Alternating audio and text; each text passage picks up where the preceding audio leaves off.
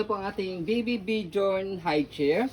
So, this already clean and sanitized. Ready to use na po ito. So, this is pre-laba, so expect minimal scratch. Pero, well, ano pa naman po ito? Ang tawag ito? Walang issue. Wala po siyang issue. Okay? So, hindi po siya naninilaw. Ibig sabihin, hindi po siya gamit na gamit. Okay? So, ito po yung details po niya one by one. So, ito yung pinaka-tray niya. Okay? Pag maglalaro si baby, dito. Para yung pinakakainan niya, detachable po ito. Dito siya kakain.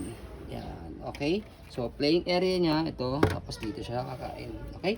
So, adjustable po ito kapag nakakaupo na si baby. Ayan. Yung pinaka-masikip niya. Yan. Dito siya na-adjust sa ilalim. Yan. Kapag kaluluwagan nyo naman po, yan. Pe-press nyo lang siya dito sa ilalim. Yan. Tapos, pag fold nyo po siya, ayan. Okay? Tapos, dito. Pakita mo natin yung pe-press. Yan. Okay? And then, next natin is, pag pinold siya, ito, meron note naman dito. Pe-press nyo lang po yan. Tapos, compress. So, ganyan lang siya kaliit. Yan. Space saver naman siya sa bahay. Okay? Tapos, kapag inopen po siya, so, baba nyo lang po ito.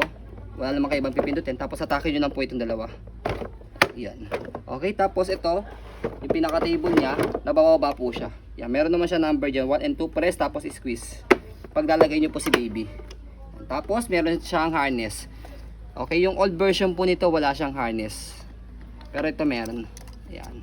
Okay, wala po siyang putol. So, pakita natin yung details. Ayan. Pakita mo yung details niya. Okay.